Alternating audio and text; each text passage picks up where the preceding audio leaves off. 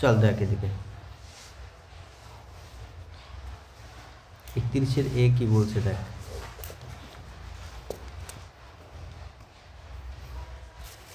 বলছে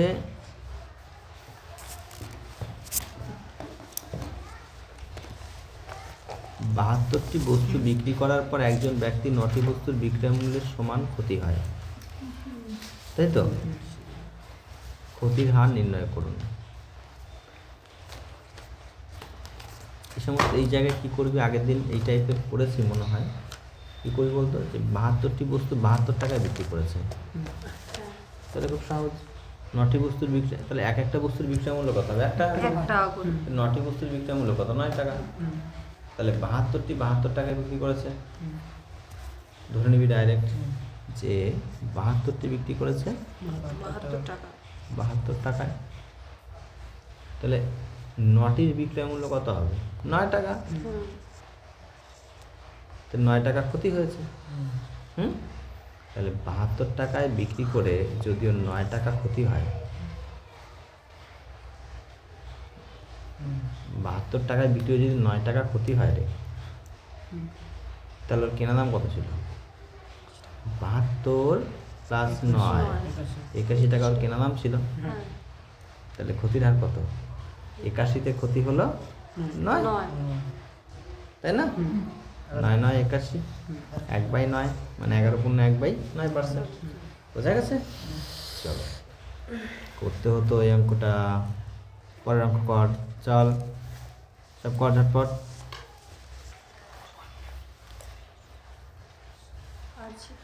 31-এর এ 2 অঙ্ক করবি তাড়াতাড়ি।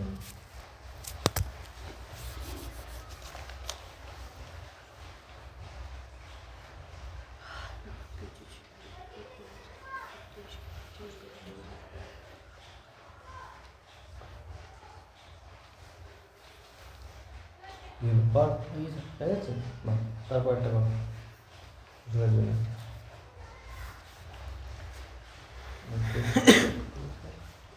মশাগুলোকে দূর করবি।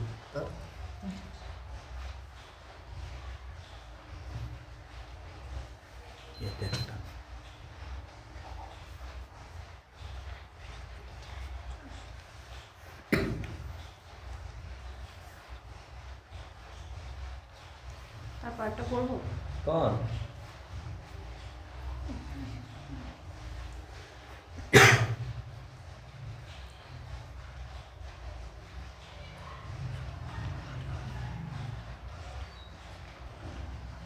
তুই অঙ্ক সেট ফেট দিস বাড়িতে, প্র্যাকটিস কর।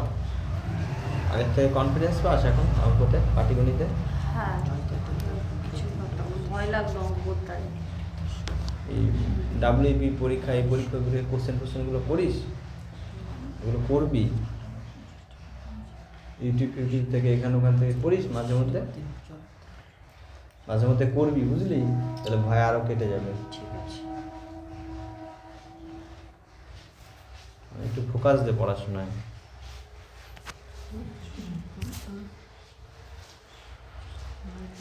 চল তাহলে 31-এর এ অসুবিধা নেই, 31-এর বি দেখ। বি কী হবে এক একটা দেখ। কি বলছে? মোহন 2000 টাকায় 25টি বই কিনেছে, 5টি বইয়ের বিক্রয় মূল্যের সমান লাভে বিক্রি করেছে। খেয়াল কর কি বলছে, 2000 টাকায় 25টি বই কিনেছে, 5টি বইয়ের বিক্রয় মূল্যের সমান লাভে বিক্রি করেছে।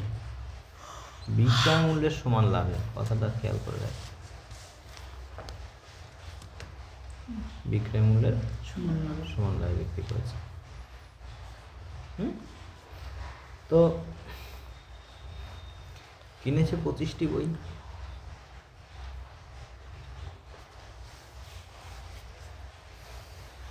$2000 টাকা দিয়ে 5টি বইয়ের বিক্রয় মূল্যের সমান লাভে বিক্রি করেছে। তার মানে কি দাঁড়াচ্ছে?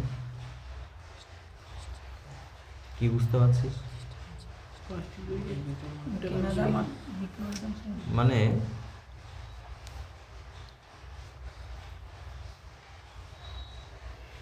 25টা বই কোনো একটা দামে কিনেছিল, বলাও আছে দাম কত, 2000 টাকা, তাই তো। এবার 25টা বই বিক্রি করেছে, যখন বিক্রি করেছে তার একটা লাভ হয়েছে। কি লাভ হয়েছে? 5টা বইয়ের বিক্রয় মূল্যের সমান লাভ হয়েছে, মানে 5টা বই যেহেতু বিক্রি করছে লাভ হয়েছে। তাই তো।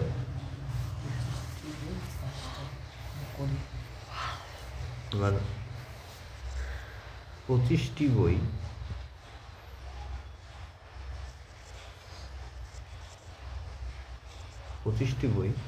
বিক্রি করেছে, কত দিয়ে বিক্রি করেছে জানি না, কত টাকায় বিক্রি হয়েছে আমরা জানি না।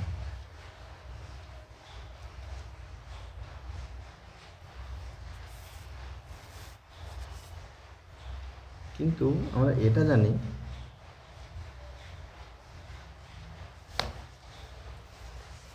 যে যত টাকায় বিক্রি করেছে না কেন, এই টাকায় বিক্রি করে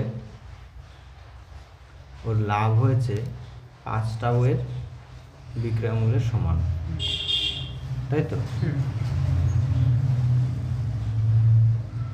তাহলে যেই দামে বিক্রি করেছে সেই দামে ও যদি 5টা বই কম দেয়, খেয়াল করবি, যেই দামে বিক্রি করেছে সেই দামে যদি 25টা বই বিক্রি করে,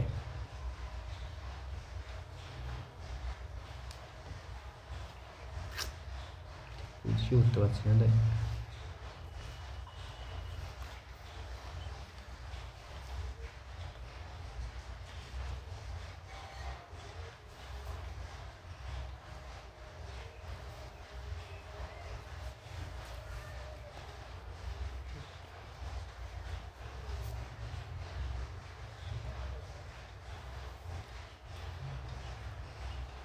তার মানে একটা জিনিস এখানে ধরতে পারিস,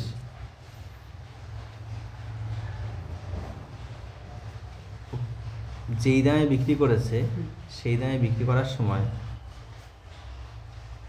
ও দেখতে পেল যে 5টা বই যেই দামে বিক্রি করা হয় সেই দামের সমানও লাভ করেছে, তাই তো। তার মানে ও এই দামে 25টা বই না দিয়ে ও যদি 30টা বই দিয়ে দিত, খেয়াল কর আমার কথাটা, এই দামে 25টা বই না দিয়ে ও যদি 30টা বই দিয়ে দিত, তাহলে ওর কোনো লাভ বা ক্ষতি হতো না।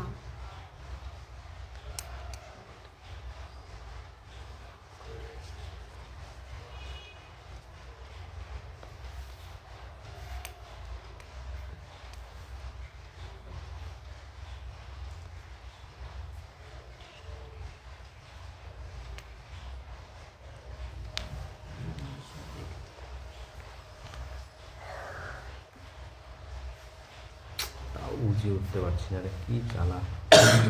একটু অন্যভাবে দেখি অঙ্কটাকে। হ্যাঁ, এই 2000 টাকার কথা ভাবিসই না, আপাতত ছেড়ে দে, ভাবনা ছেড়ে এরকম ভাব।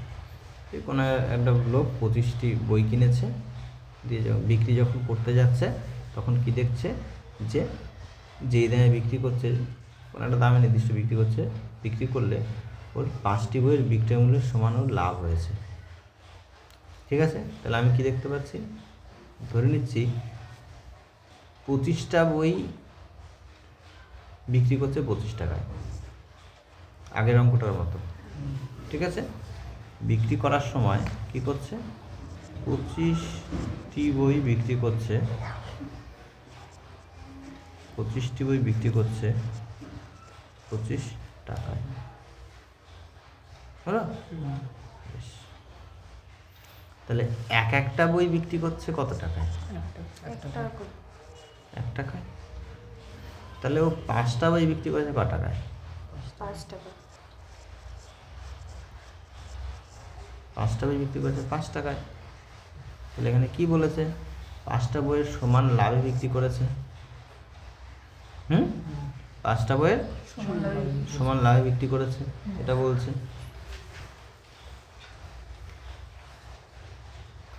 তাহলে 5টা বই বিক্রি করছে 5 টাকায়, তাহলে লাভ হয়েছে কত টাকা এখানে? এই 5 টাকাটা লাভ, তার মানে এটা নিয়ে সবাই ক্লিয়ার? আমি আগের 2000টা বাদ দিয়ে আমি অঙ্কটা করছি। কি ধরছি? 25টা বই বিক্রি করছে 25 টাকা। 25 টাকা। এটা কি, এই যে যেটা ধরছি সেটা কি অনুযায়ী ধরছি বলবো সবসময়? লাভ বা ক্ষতি কিসের সাপেক্ষে হয়েছে? এই যে বিক্রয় মূল্যের সমান লাভ, বিক্রয় মূল্যের সাপেক্ষে লাভের কথা বলেছে এখানে। বোঝা গেল? ওর জন্য আমি এখানে ধরে নিয়েছি কি এসপি দেখেছি, দেখ যে 25টা বিক্রি করছে 25 টাকায়, তাহলে একটা বিক্রি করছে 1 টাকায়, তাহলে 5টা বিক্রি করেছে 5 টাকায়। এখানে পরিষ্কার বলা আছে যে 5টা বইয়ের বিক্রয় মূল্যের সমান লাভ হয়েছে, তার মানে লাভ হয়েছে ওর 5 টাকা, সরাসরি এখানে বলতে পারিস। তাহলে ও 25টা বই 25 টাকায় বিক্রি করেছে, লাভ হয়েছে কত? 5 টাকা লাভ হয়েছে, তাই তো?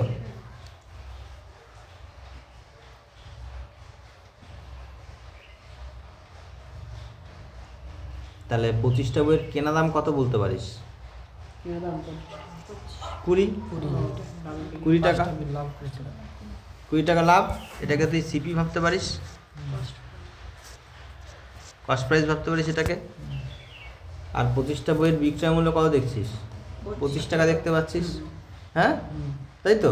এটা কি অনুযায়ী? ইউনিটের সাপেক্ষে বলছিস তুই, এগুলো সব অ্যাকচুয়াল ভ্যালুর সাপেক্ষে তো বলছিস না। তুই এখান থেকে কী পেয়ে যাবি বলতো? ওই প্রতি একটা বইয়ের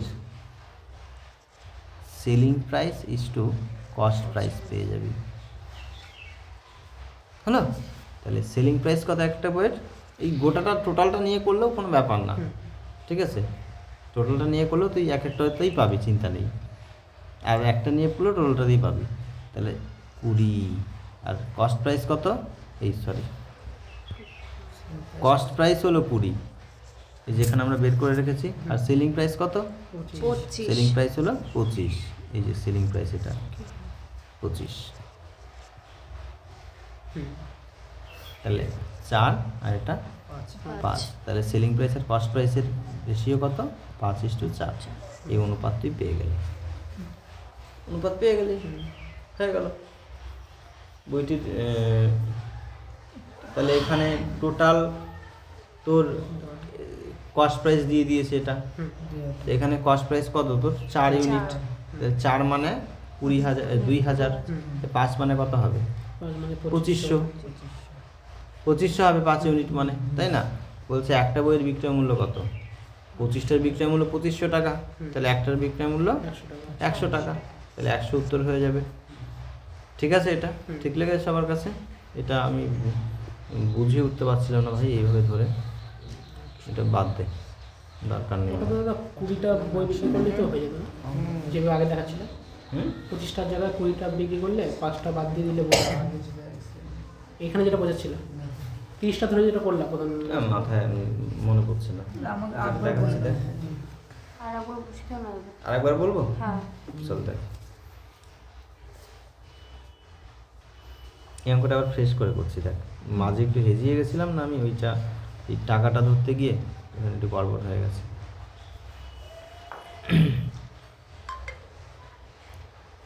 চল আরেকবার ক্লিয়ারভাবে বলি।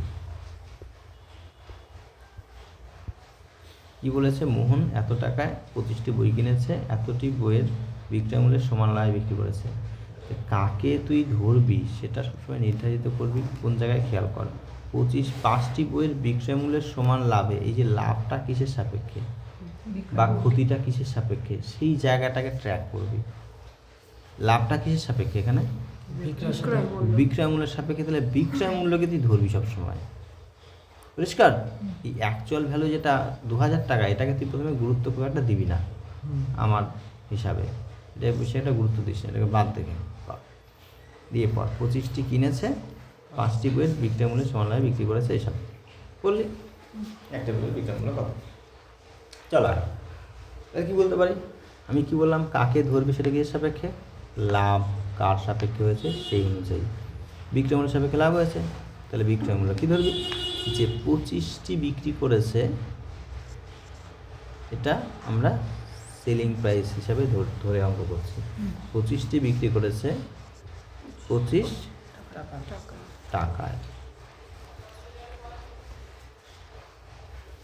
হলো? তাহলে একটা বিক্রি করেছে 1 টাকায়। তাহলে পাঁচটা বিক্রি করেছে ক টাকায়? 5 টাকায়। তো কী বলেছে এখানে? 5টি বইয়ের বিক্রয় মূল্যের সমান লাভ হয়েছে। তাহলে তুই এখানে প্রফিট কি বলতে পারিস সেই অনুযায়ী? 5 টাকা প্রফিট না? প্রফিট 5 টাকা না?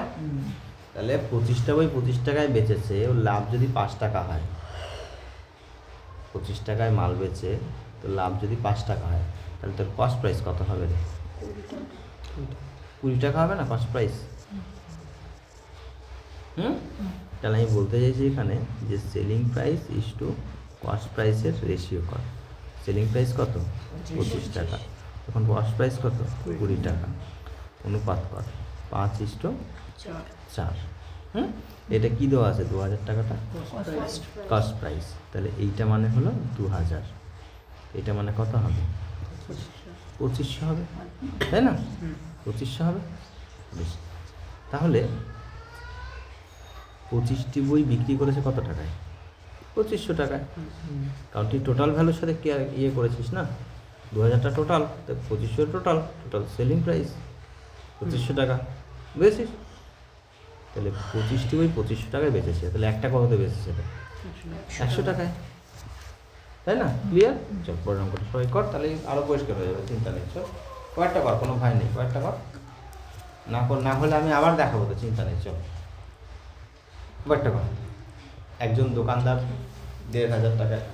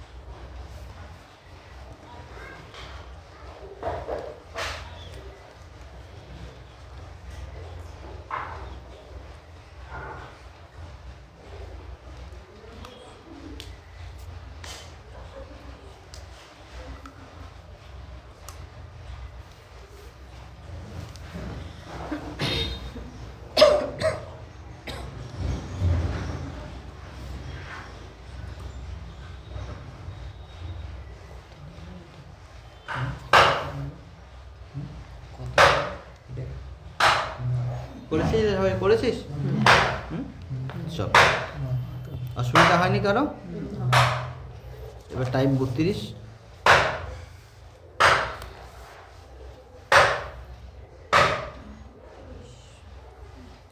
কি বলছে দেখ,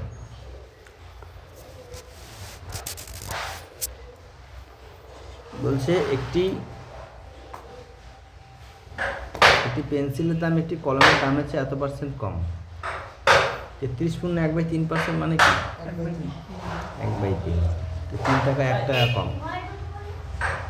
পেন্সিলের দাম কলমের দামের চেয়ে এত কম, পেন্সিলের দাম 3 টাকা 1 টাকা কম, তো পেন্সিলের দাম কত? 2, আর এটার দাম কত? কলমের দাম 3। তাই তো বলতে পারি? কি বলছে, একজন ব্যক্তি 5টি কলমের ক্রয় মূল্যে 4টি পেন্সিল বিক্রি করে, তাহলে তার লাভের শতকরা হার কত? খেয়াল কর, 5টি কলমের ক্রয় মূল্যে 4টি পেন্সিল বিক্রি করে,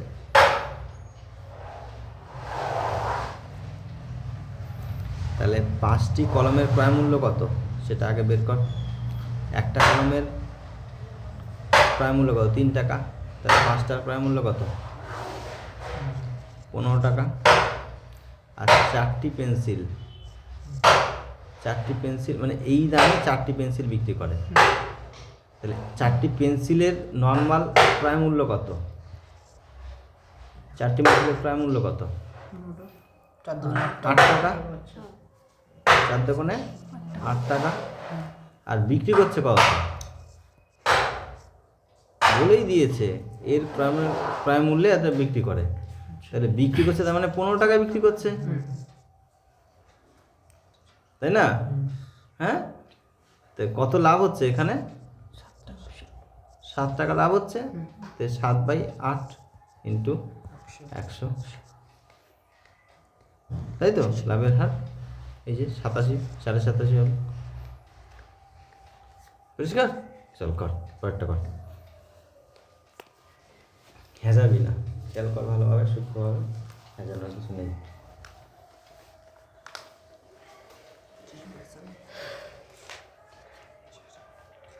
শীতের চেয়ে আলাদা আলাদা কিছু অঙ্ক পাচ্ছিস তো নতুন নতুন?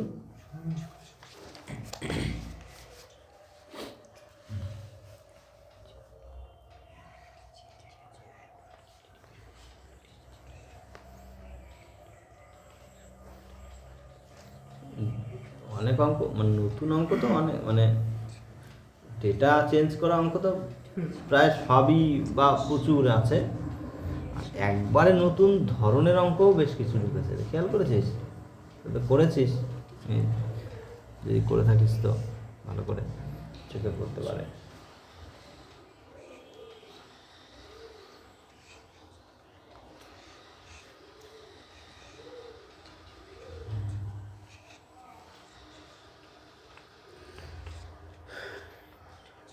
আচ্ছা, আমি একটা জিনিস ভাবছিলাম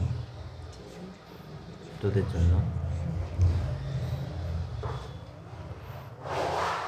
ধর আমার ক্লাস একদম সোমবার থেকে টানা করিয়ে দিলাম, সোম মঙ্গল বুধ বৃহস্পতি 4 দিন করিয়ে দিলাম, শুক্রবার দিন পরীক্ষা নিল, যে নেওয়ার নিল পরীক্ষা দিয়ে হয়ে গেল। এটা কেমন হয় রে রোজ পড়াতে, গ্যাপ দিয়ে না দিয়ে? শনি রবি ছুটি পেলি করতে পারবি ক্লাস? কলেজ কলেজে থাকে ওগুলো কি করবি তখন? বন্ধ করে দিয়েছি আগের সপ্তাহ থেকে। আগের সপ্তাহ থেকে কলেজ বন্ধ করে দিয়েছি, এই রেজিস্ট্রেশন হবে। তুই বুঝতে পারছিস রে? আমি ভাবছি ক্লাসের শিডিউলটা একটু চেঞ্জ করবো, এইভাবে হেজিয়ে পড়ালে অসুবিধা নাই দাদা। হেজিয়ে পড়ালে কি বলতো, ছুটি মুটি পাই না আমি, তোরাও ছুটি পাস না, সারা সপ্তাহে আজকে পড়া কালকে পড়ারে এই ঝামেলা। তুমি দাদা তাহলে একদিনে করে দেবো। মানে তাহলে বলতো ক্লাসগুলো আমি বেশি লম্বা করবো না, শর্ট ক্লাস প্রতিদিন করাবো 1 ঘন্টা, আসবে 1 ঘন্টা সলিড পড়াবো, তোরা 1 ঘন্টা সলিড পড়বি, 1.5 ঘন্টা 2 ঘন্টা ক্লাসে কোনো টানাটানি হবে না, হ্যাঁ সলিড 1 ঘন্টা পড়াবো, চলে যাবে। 50 মিনিট থেকে 1 ঘন্টা পড়াবো, সোম মঙ্গল বুধ বৃহস্পতি আমি 4টে ক্লাস করাবো সপ্তাহে, দুমদাম করে পড়া দেবো বৃহস্পতিবার পর্যন্ত। শুক্রবার শনিবার পরীক্ষা হবে। ঈদের আগে বলে নেবে রেগুলার আসবে তো? ওই জন্য তো কথা বলছি, শুক্রবার শনিবার তারপরে 2 দিন ক্লাস হবে, পরীক্ষা হবে 2 দিন। শুক্রবারে তোদের ওর জন্য রোজই পড়া থাকবে, আমার জন্য সুবিধা হবে, আমি 3 দিন ছুটি পাবো। একদিন পরীক্ষা হবে, শুক্রবার দেখা হলো পরীক্ষা হলো গোটা সপ্তাহের পড়া নিয়ে কি পড়লি, আর শনিবার পরীক্ষা হবে পেছনেরগুলো নিয়ে। সপ্তাহে 2টো করে পরীক্ষা, শুক্র শনিবার, আর রবিবারে রিজনিং।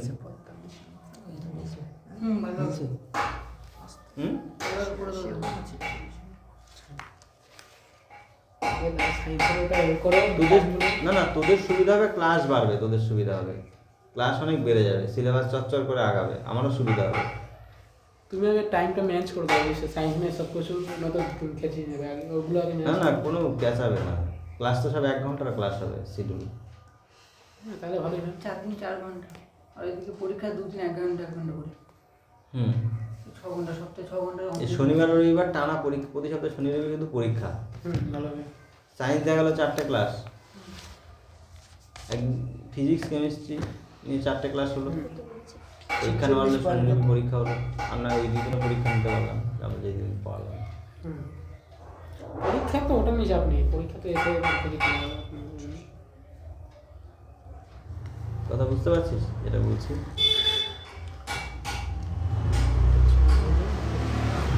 রোজ পড়তে আসতে পারবি? এই পূজাকে জিজ্ঞেস করে নি, কলেজ আছে তো। কি তুমি দাদা পরের সপ্তাহ থেকে শুরু করবে নাকি? দাঁড়া, কথা বলছি, জিজ্ঞাসা করছি। জিজ্ঞেস করছি। আমার কোনো প্রবলেম নেই, আমারও নেই। তোদের দাদা কখন শুরু করবে সেটাই হলো বেশ। এই টাইমে এরমই টাইম, দুপুরের এই টাইমই টাইম। তাহলে তো তোমার অসুবিধা নেই, সকালে করলে অসুবিধা দাদা। কোনো আছে? না না খুব প্রবলেম কি সুনীল করবে? দা? আমার প্রতিদিনই থাকে, ঠিক আছে, আমার নিয়ে কোনো টেনশন নেই। আমাদের কারো প্রবলেম তোদের সুবিধা হ্যাঁ, রোজ আমি এক দেখতে ঘন্টা। দেখ, তোদের সুবিধা আমি যেটা দেখতে পাচ্ছি, ম্যাথ নাকি সিলেবাস ঝড়ের গতিতে আগাবে, রিভিশন ভালো হবে। রিভিশনও সুন্দর হবে গুছিয়ে। পরীক্ষাগুলো আমি নেবো না, পরীক্ষাগুলো রাকেশ বা ওরা কেউ নেবে, এই শেখা ছেলেমেয়ে যারা আছে আমাদের তারা পরীক্ষা নেবে। ওরা আসলে তো কেউ আসে না পরীক্ষা দিতে। না আসলে না আসলে কিছুই হবে না, আমার কিছুই হবে না।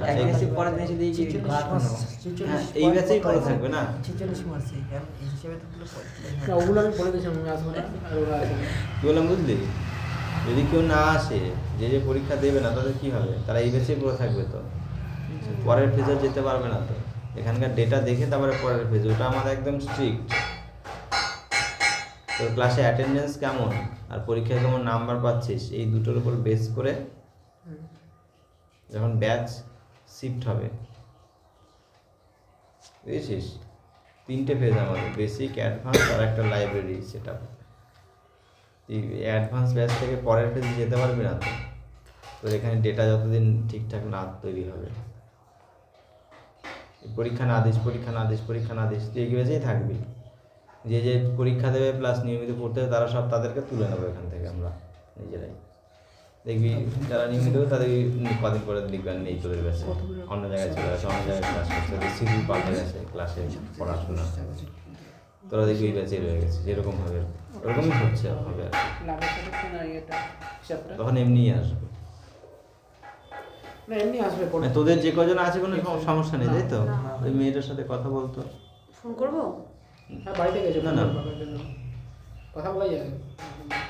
পরের দিন আসুক না, আর রবিবারে ক্লাস আছে না, সেদিন কথা বলে নেবো। কি আছে তারা কি আছে? করলি অঙ্ক করলি এটা? এটুকু করেছি, তারপরে হিসাবটা বুঝতে পারছি না। তো আরেকবার বোঝাবো তো এরকম করে। এটাই বোঝাবো, এটাই বোঝাই। হ্যাঁ, হ্যাঁ, বোঝাও ভালো হবে। যাচ্ছে না, কত মনে দেখো একশো কোথাও ভাষায় হেজিয়ে যাচ্ছিস তোরা, ভাষায় হাজাচ্ছিস। ভাষায় হাজালে হবে না অঙ্কটা, খেয়াল কর। বলছে একটি পেন্সিলের দাম একটি কলমের দামের চেয়ে এত% কম। পেন্সিলের দাম কলমের দামের চেয়ে এত% মানে কত? 1/3। তো পেন্সিলের দাম কলমের দামের চেয়ে এত% মানে এত 3-1 কম। পেন্সিল কলমের চেয়ে 3-1 কম হয়, তাহলে কলম 3 হলে পেন্সিল কত হবে? 2 হবে। সিম্পল হিসাব, এটা 2, এটা 3। পরিষ্কার এই জায়গা। এরপরে একজন ব্যক্তি 5টি কলমের ক্রয় মূল্যে 3টি পেন্সিল বিক্রি করে। খেয়াল কর, তাহলে 5টি কলমের ক্রয় মূল্য কত? এগুলো তো ক্রয় মূল্যের হিসাব, এগুলো ক্রয় মূল্যের হিসাব না, এগুলো কিসের হিসাব? ক্রয় মূল্যের হিসাব। 5টি কলমের ক্রয় মূল্য কত? একটা কলমের ক্রয় মূল্য 3 টাকা, 5টার ক্রয় মূল্য কত? 3 × 5 মানে 15 টাকা। 4টি পেন্সিল বিক্রি করে, 4টি পেন্সিলের তো দুটো ডেটা তৈরি করতে হবে এখানে, একটা হলো কেনা দাম আর একটা হলো বেচা দাম। 4টি পেন্সিলের কেনা দাম কত? একটা পেন্সিল 2 টাকা করে, 4টি পেন্সিল হবে 2 × 4 মানে 8 টাকা, তাই তো? এবার সেলিং প্রাইস যদি দেখিস, বিক্রি হয়েছে কত টাকা ওটা, সেটা এই লাইনটা একবার পড়, তাহলে তোর কাছে পরিষ্কার হবে। এই লাইনটা পড় আবার, যে 5টি কলমের ক্রয় মূল্যে 4টি পেন্সিল বিক্রি হয়। হ্যাঁ, 5টার ক্রয় মূল্যে 4টি বিক্রি হয়, তাহলে এর বিক্রয় মূল্য কত? এর 5টার ক্রয় মূল্যের সমান মানে 15 টাকা। হ্যাঁ, তাহলে এখানে কত নেব আমরা? 15 টাকা নেব। তাহলে 4টি পেন্সিল কিনেছি 8 টাকায়, বেচলাম কত? 15তে। তাহলে লাভ কত হলো? 7 টাকা। তাহলে 8-এ লাভ 7, 100-তে কত? বুঝেছিস? চল কর, পরের অঙ্কটা কর, দিয়ে ছেড়ে দিয়েছি।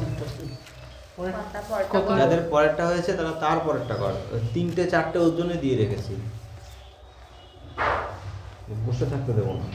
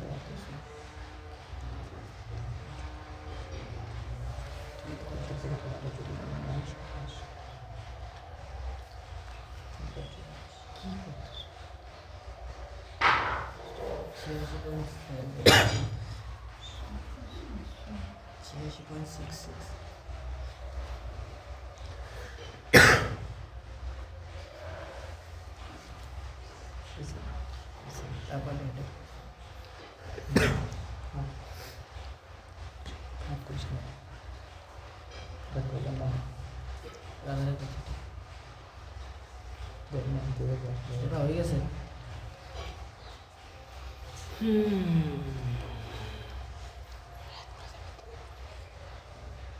হাতের আগে তো চলে এসো।